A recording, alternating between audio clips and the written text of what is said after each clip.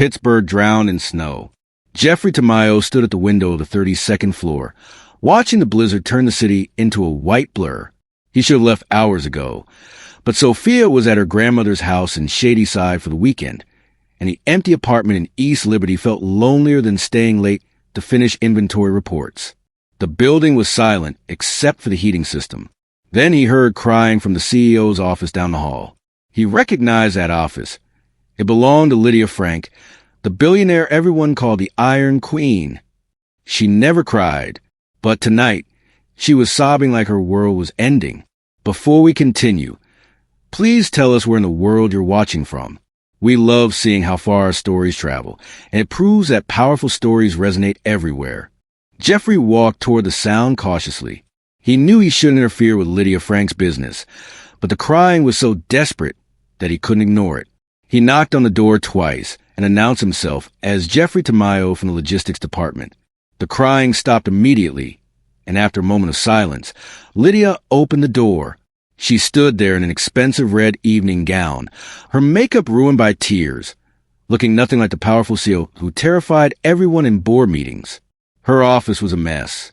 Shredded papers covered her desk like confetti, and an expensive bottle of whiskey sat half-empty next to a single glass. Jeffrey noticed the papers had flight information printed on them, but he couldn't read the details before Lydia closed the door behind him. Lydia told Jeffrey he should have gone home hours ago. He replied that she should have too. She laughed bitterly and asked him to sit down. She wanted to know why he was still in the building on a Friday night when everyone else had left because of the snowstorm. Jeffrey explained that his daughter Sophia was spending the weekend with her grandmother, and he had decided to finish his quarterly reports rather than go home to an empty apartment. Lydia seemed to soften when he mentioned Sophia. She already knew about his daughter, which surprised Jeffrey.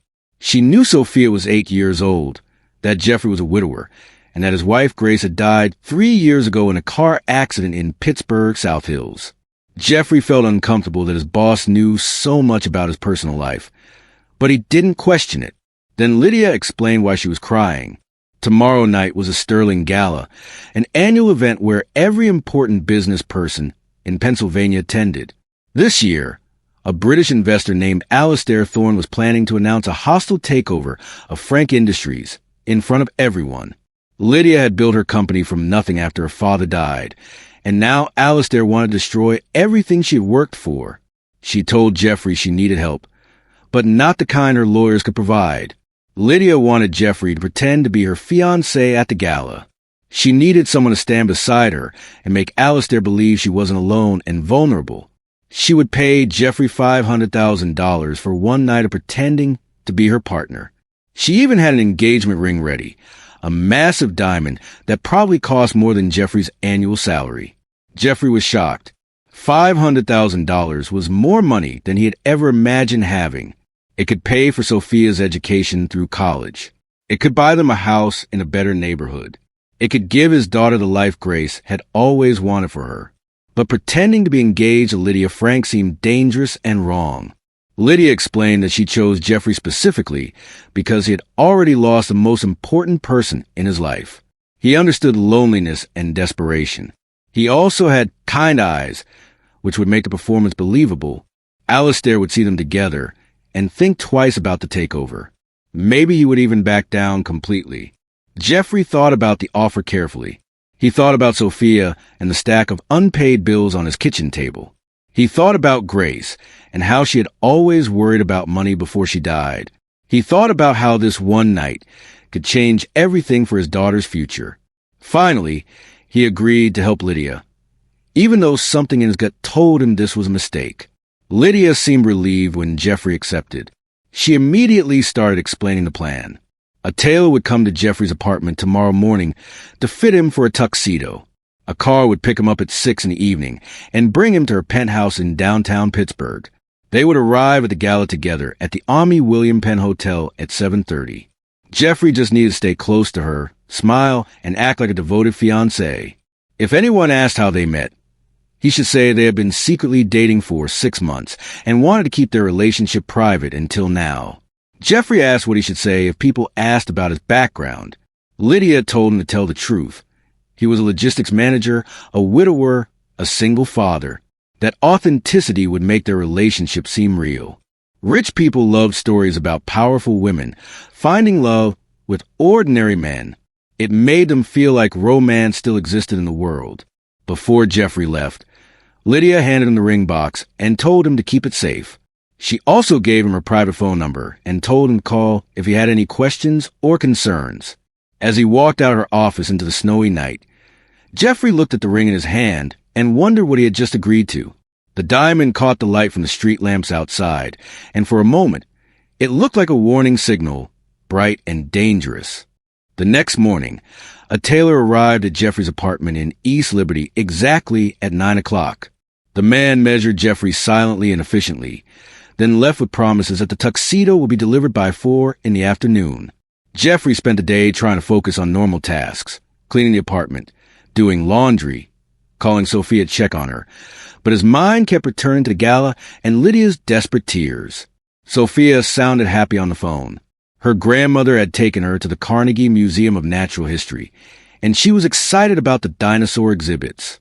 Jeffrey felt guilty that he couldn't tell his daughter about the money he was about to earn.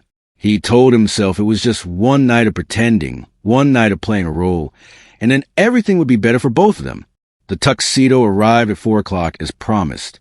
It fit perfectly, which made Jeffrey suspicious about how much Lydia already knew about him. Had she been planning this for longer than she claimed? Why did she have his measurements ready? But he pushed those thoughts aside. $500,000 was worth a few unanswered questions. At 6 o'clock, a black Mercedes pulled up outside his building. The driver didn't speak, just nodded and opened the door. They drove through snowy Pittsburgh streets to Lydia's penthouse in a luxury building overlooking the Allegheny River. Jeffrey had never been in a place so expensive. The lobby had marble floors and crystal chandeliers, and a doorman in a uniform greeted them like they were royalty. Lydia's penthouse took up the entire top floor. When Jeffrey entered, he found her standing by the window in the same red gown from last night, but now her makeup was perfect and her hair was styled in elegant waves.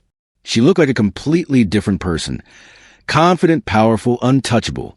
She smiled when she saw him and said he looked handsome in the tuxedo. They had 30 minutes before the car would take them to the gala, so Lydia used the time to coach Jeffrey on important details. She told him about Alistair Thorne's background. He was a British investor who had made billions buying struggling companies and destroying them for parts. He was ruthless and had no emotional connections to anyone. His weakness was that he underestimated people who appeared emotional or vulnerable. Lydia also told Jeffrey about the other people who would be at the gala. There would be politicians, oil executives, tech entrepreneurs, and criminals pretending to be philanthropists. Everyone would be watching them, judging their relationship, looking for weaknesses. Jeffrey needed to stay calm and follow Lydia's lead. As they talked, Jeffrey noticed Lydia's phone sitting on the coffee table. She had left it unlocked, and the screen showed several unread messages. His curiosity got the better of him. While Lydia was in the bathroom touching up her makeup, Jeffrey picked up the phone and looked at the messages. What he found made his blood run cold. The messages were encrypted, but some parts were readable. One message mentioned Sophia Tamayo and account transfer. Another mentioned Pittsburgh accident investigation closed. A third message had a series of numbers that looked like bank account information. Jeffrey's hand started shaking. Why was Lydia receiving messages about Sophia? Why was his daughter's name in encrypted communications on his boss's phone? And what did account transfer mean? He heard Lydia's footsteps returning from the bathroom and quickly put the phone back on the table. She didn't seem to notice that he had touched it. She picked up her purse, checked her appearance one final time in the mirror, and told Jeffrey it was time to leave. In the car on the way to the gala, Jeffrey tried to act normal, but his mind was racing. He had agreed to this plan because he needed money for Sophia's future, but now it seemed like Lydia had been planning something involving his daughter all along. The encrypted messages, the flight manifest he had seen shredded in her office, the fact that she knew so much about his personal life, it all added up to something much darker than a simple fake engagement. The Omni William Penn Hotel was lit up like a palace when they arrived. Photographers lined the red carpet outside, and crowds of wealthy people in expensive clothes were entering through the main doors. Lydia took Jeffrey's arm and smiled at him like he was the most important person in the world. He smiled back, but inside he was terrified. They walked into the ballroom together, and everyone turned to look at them. Jeffrey heard whispers spreading to the crowd. "That's Lydia Frank. Who's the man with her? I heard she's been single for years." Lydia held his arm tightly and guided him through the room, stopping to talk with various business associates and politicians. She introduced Jeffrey as her fiancé, and everyone congratulated them with fake enthusiasm. Jeffrey played his part perfectly. He smiled, shook hands, and told the story about how they had met and fallen in love. But the whole time, he was thinking about those messages on Lydia's phone and wondering what she was really planning. An hour into the gala, Jeffrey excused himself to go to the bathroom. He needed a moment alone to think and figure out what to do. But as he walked down the hallway away from the ballroom, someone called his name. Jeffrey turned around and saw a tall man in an expensive suit walking toward him. The man had silver hair and cold blue eyes that reminded Jeffrey of a predator watching its prey. He introduced himself as Alistair Thorne. Jeffrey's heart started pounding. This was the man who was supposedly trying to take over Lydia's company, the enemy they were supposed to be fighting against. But Alistair didn't look angry or aggressive. He looked calm and almost sympathetic. Alistair told Jeffrey they needed to talk privately. He led Jeffrey to a small conference room off the main hallway and closed the door. Then he pulled out a manila folder from his jacket and handed it to Jeffrey. The folder was labeled the Pittsburgh accident, reopen investigation. Jeffrey's blood went cold. That was the accident that had killed Grace 3 years ago. The police had ruled it an accident. Grace's car had slid on ice on a dangerous curve in the South Hills and crashed into a tree. Jeffrey had been devastated. Sophia had been only 5 years old. They had buried Grace in Allegheny Cemetery, and Jeffrey had tried to move on with his life for his daughter's sake. Alistair told Jeffrey to open the folder. Inside were police reports, photographs of the accident scene, and witness statements. But there were also new documents. Forensic reports that hadn't been in the original investigation, bank records showing large deposits into Jeffrey's account just before Grace died, and a statement from a mechanic who claimed someone had paid him to tamper with Grace's car's brake system. Jeffrey felt like the room was spinning. He told Alistair this was insane, that he loved Grace and would never hurt her. But Alistair calmly explained that he wasn't a business investor trying to take over Frank Industries. He was a private investigator hired by Grace's family, her parents and sister, who had always suspected that Jeffrey was involved in her death. Grace's family had never liked Jeffrey. They thought he wasn't good enough for her, that he was only interested in her family's money. When she died, they were suspicious, but the police investigation had found nothing wrong. So they hired Alistair to investigate privately, and he had been working on the case for 3 years. Alistair had discovered that Jeffrey had taken out a large life insurance policy on Grace 6 months before she died. He had also found a mechanic who admitted to tampering with the brakes for $20,000. The mechanic claimed a man matching Jeffrey's description had paid him in cash and threatened him if he ever told anyone. Jeffrey felt sick. He wanted to deny everything, but the evidence in the folder was overwhelming. Alistair told him that he had enough proof to reopen the police investigation and possibly charge Jeffrey with murder. Grace's family wanted justice, and they were prepared to destroy Jeffrey's life to get it. But then Alistair explained something even more disturbing. While investigating Jeffrey, he had discovered that Jeffrey wasn't the only person with secrets. Lydia Frank had been watching Jeffrey for years. She had known about the suspicious circumstances around Grace's death, and instead of reporting it to the police, she had used that information to manipulate Jeffrey. Alistair showed Jeffrey more documents from his investigation. These showed that Lydia had been funneling money from Frank Industries into a private offshore account. The account was in Sophia's name. Over the past 6 months, Lydia had transferred nearly $10 million into this account, and she had forged documents making Jeffrey the account's trustee. Jeffrey couldn't understand why Lydia would do this. Alistair explained that Lydia was planning to disappear. The hostile takeover story was fake.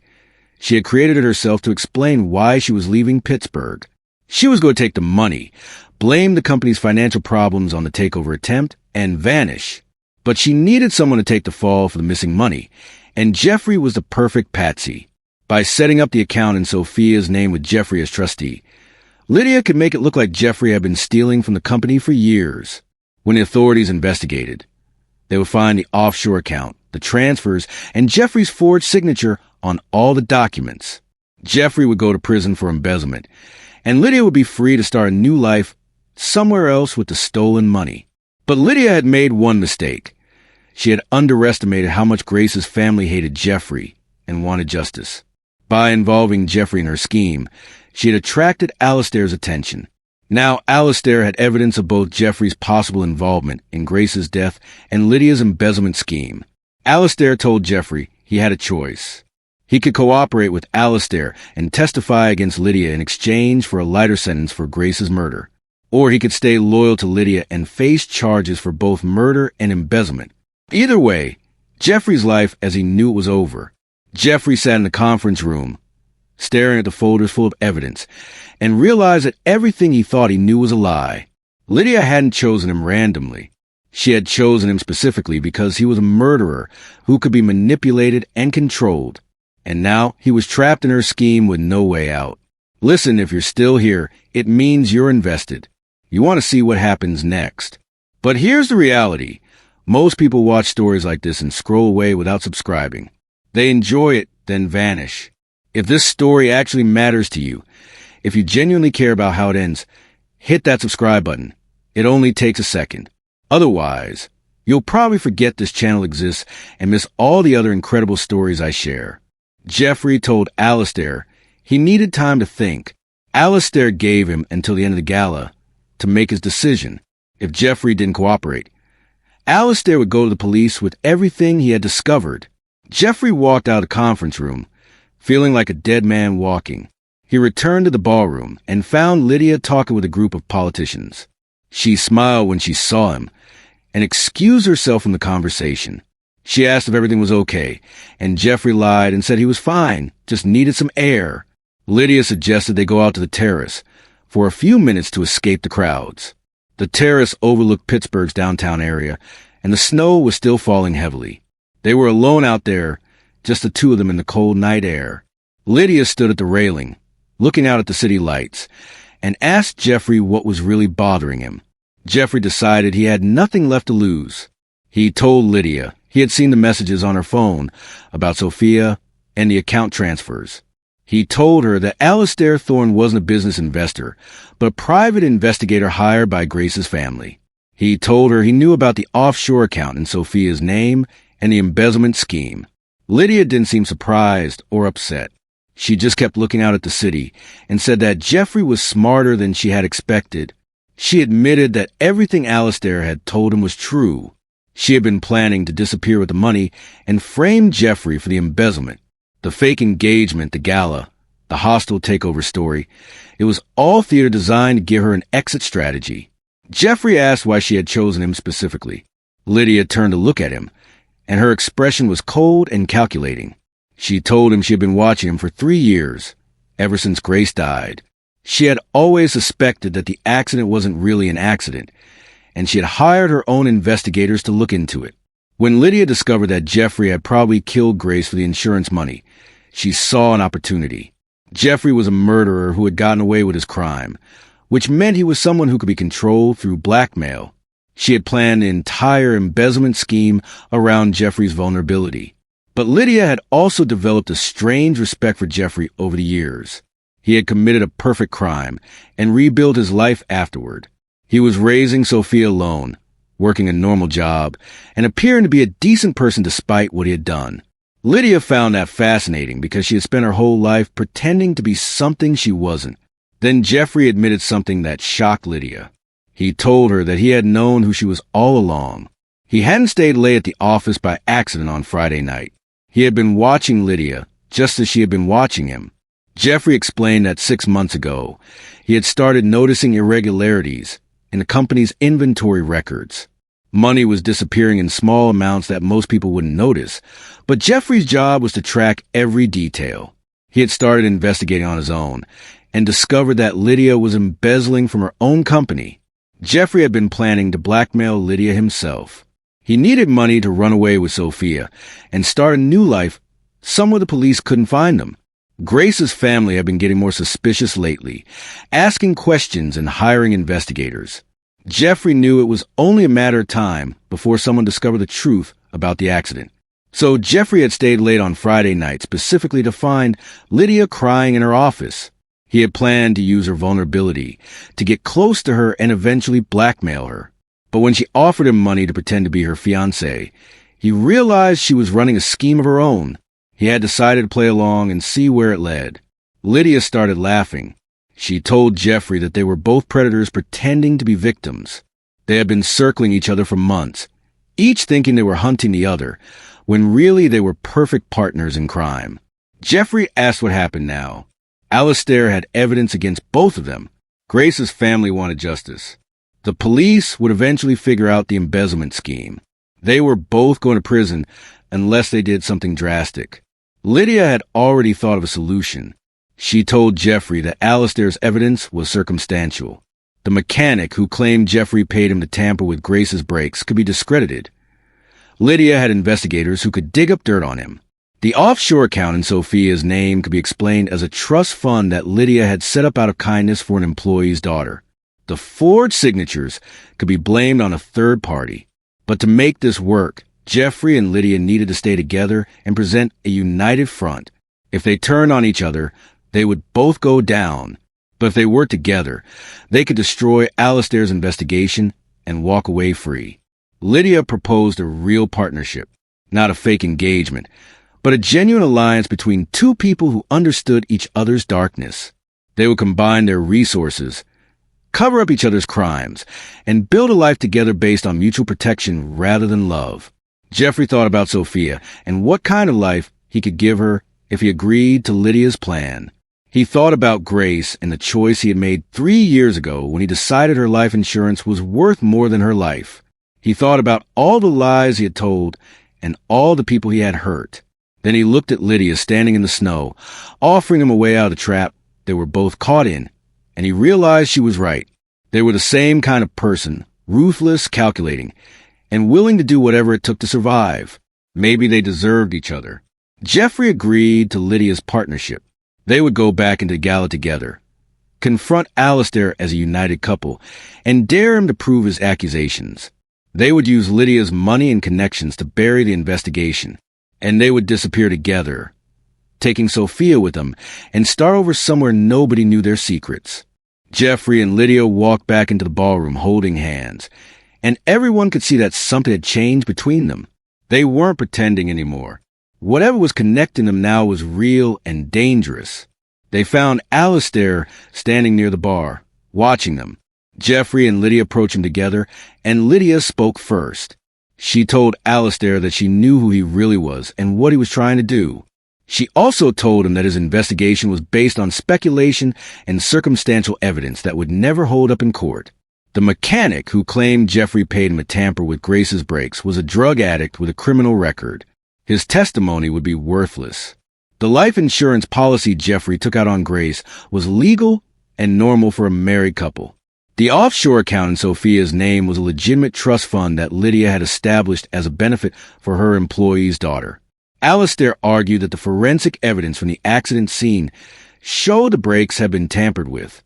Lydia calmly replied that the evidence had been contaminated because the original investigation was done improperly. Any good defense lawyer could get it thrown out. Then Lydia made Alistair an offer. She would pay Grace's family $10 million as compensation for their loss and grief. In exchange, they would drop their investigation and leave Jeffrey alone. Grace was dead, and no amount of legal proceedings would bring her back. The money would allow her parents and sister to live comfortably for the rest of their lives. Alistair looked at Jeffrey with disgust and said that Grace's family wanted justice, not money. But Lydia pointed out that Alistair had been working on this investigation for 3 years and getting paid very well for it. If he went to the police now with inconclusive evidence, he would look incompetent. But if he convinced Grace's family to accept the settlement, he could present it as a successful resolution to the case. Jeffrey watched Alistair's face as he considered the offer. The investigator was trapped, just like everyone else. He could pursue a case that might fail and make him look bad, or he could take the money and walk away. Finally, Alistair asked how he could trust that Lydia would actually pay the settlement. Lydia pulled out her phone and made a call to her lawyer right there in the ballroom. Within minutes, she had arranged for the $10 million to be transferred into an escrow account that would be released to Grace's family once they signed a non-disclosure agreement and agreed to stop all investigations into her death. Alistair made a phone call to Grace's parents and explained the offer. Jeffrey couldn't hear the conversation, but he could see Alistair's expression change from anger to resignation. After 15 minutes, Alistair hung up and told Lydia that Grace's family had accepted the settlement. They wanted closure more than they wanted revenge. Jeffrey felt a strange mix of relief and guilt. He had gotten away with murder again, this time with Lydia's help. Grace's family would never know the truth about what he had done. Sophia would never know that her father had killed her mother. But Lydia wasn't finished. She told Alistair that she also knew he had evidence of her embezzlement from Frank Industries. She wanted that evidence destroyed as part of the settlement. Alistair refused at first, saying that was a separate crime that had nothing to do with Grace's death. Lydia explained patiently that if Alistair tried to expose her embezzlement, she would destroy his reputation and career. She had connections with powerful people who could make his life very difficult. She could also sue him for harassment and defamation. The legal battle would cost him everything he owned. Or, Lydia continued, Alistair could accept an additional $5 million for himself personally, destroy all evidence of the embezzlement, and walk away rich. He could retire and live comfortably anywhere in the world. All he had to do was forget everything he had learned about Lydia and Jeffrey. Jeffrey watched Alistair struggle with the decision. The investigator had spent 3 years trying to bring Jeffrey to justice for Grace's murder, and now he was being offered $15 million total to make everything go away. It was corruption and bribery, but it was also more money than Alistair would ever make as an investigator. Alistair looked at Jeffrey one last time and said that he hoped Jeffrey would burn in hell for what he had done to Grace. Then he turned to Lydia and accepted her offer. He would destroy the evidence, convince Grace's family to take the settlement and disappear. Lydia smiled and told Alistair the money would be transferred within 24 hours. Then she and Jeffrey watched as Alistair walked out of gala and out of their lives forever. After Alistair left, Lydia and Jeffrey stood together in the ballroom, surrounded by wealthy people who had no idea what had just happened. Lydia leaned close to Jeffrey and whispered that they had won. They had beaten the investigation, bought off Grace's family, and secured their future together. Jeffrey asked what would happen next. Lydia explained that they would continue with the original plan, but with some modifications. They would announce their engagement publicly and get married within the month. Lydia would gradually transfer ownership of Frank Industries to a new management team, while she and Jeffrey moved to a different city, maybe London or Singapore or Dubai. They would take Sophia with them and raise her together. Lydia would be Sophia's stepmother, and they would give her the best education and opportunities money could buy. Sophia would never know the truth about what her father had done or who Lydia really was. Jeffrey thought about this new life Lydia was describing. It was built on murder, theft, and corruption, but it was also safe and comfortable. He and Sophia would never have to worry about money again. They would be protected by Lydia's wealth and power. But Jeffrey also knew that he and Lydia would be bound together forever by their shared secrets. They could never betray each other without destroying themselves. It wasn't love that connected them. It was mutual assured destruction. Lydia seemed to understand what Jeffrey was thinking. She told him that traditional relationships were based on trust and love, but those things were fragile and could be broken easily. Their relationship was based on something stronger, shared guilt and the knowledge that they needed each other to survive. Jeffrey realized she was right. He and Lydia were both monsters who had learned to hide in human skin. They had both destroyed people who trusted them, and now they had found each other, the only two people in the world who could understand what they really were. As the gala continued around them, Jeffrey and Lydia danced together in the center of the ballroom. Everyone watching thought they were seeing a romantic couple celebrating their engagement. But Jeffrey and Lydia knew they were really celebrating something else. The perfect crime and the dark alliance that would protect them from justice. The snow kept falling outside the windows of the Omni William Penn Hotel. Pittsburgh looked beautiful and peaceful under its white blanket. But inside the ballroom, Jeffrey Tamayo and Lydia Frank had made a deal that would change their lives forever. They had chosen each other not out of love but out of necessity, and they would spend the rest of their lives protecting the terrible secrets that bound them together. Jeffrey thought about Grace one last time as he danced with Lydia. He remembered her smile, her kindness, and the way she had trusted him completely before he killed her. He felt a small moment of guilt, but then he pushed it away. Grace was gone, and nothing would bring her back. All that mattered now was protecting Sophia and building a future with Lydia. Lydia seemed to sense his thoughts. She pulled him closer and whispered that the past was dead and buried. They were starting a new chapter now, and they would write it together. Jeffrey nodded and held her tighter, and they kept dancing as the snow fell and the night went on. By the time the gala ended, Jeffrey and Lydia had convinced everyone that they were madly in love. Nobody suspected the truth, that they were two predators who had recognized each other and decided to hunt together rather than alone. They left the hotel that night as partners in crime, ready to build a life on the foundation of their shared darkness. This story teaches a dark but important lesson about how desperation and moral compromise can trap people in cycles of deception that become impossible to escape. Jeffrey and Lydia both made terrible choices, murder and theft, that they thought would solve their problems. But instead, these choices created vulnerabilities that others could exploit, forcing them into an alliance built on mutual blackmail rather than trust. The story shows that when people abandon their integrity for short-term gain, they don't just hurt others. They destroy their own freedom and become prisoners of their secrets. It demonstrates how one bad decision creates the need for more lies and crimes to cover up the first one, until people lose sight of who they once were and become the very monsters they might have once feared. The real tragedy is that both characters had opportunities to choose honesty and face consequences with dignity, but instead they chose comfort and survival at any cost, ultimately condemning themselves to a life where they can never truly be free, always looking over their shoulders, always needing each other not out of love, but out of fear that the other might expose their darkness. Before you go, let me ask you something that if the story kept you listening until now, why not subscribe? A lot of people watch. A lot of people enjoy. But most never click that button. Don't just be a viewer. Be part of this. Like the video if it hit. Share it with someone who'd love it. Subscribe so you don't miss what's next. And drop a comment telling me your favorite part of the story. I really want to know what stood out to you though, and be honest. Do you want part 2?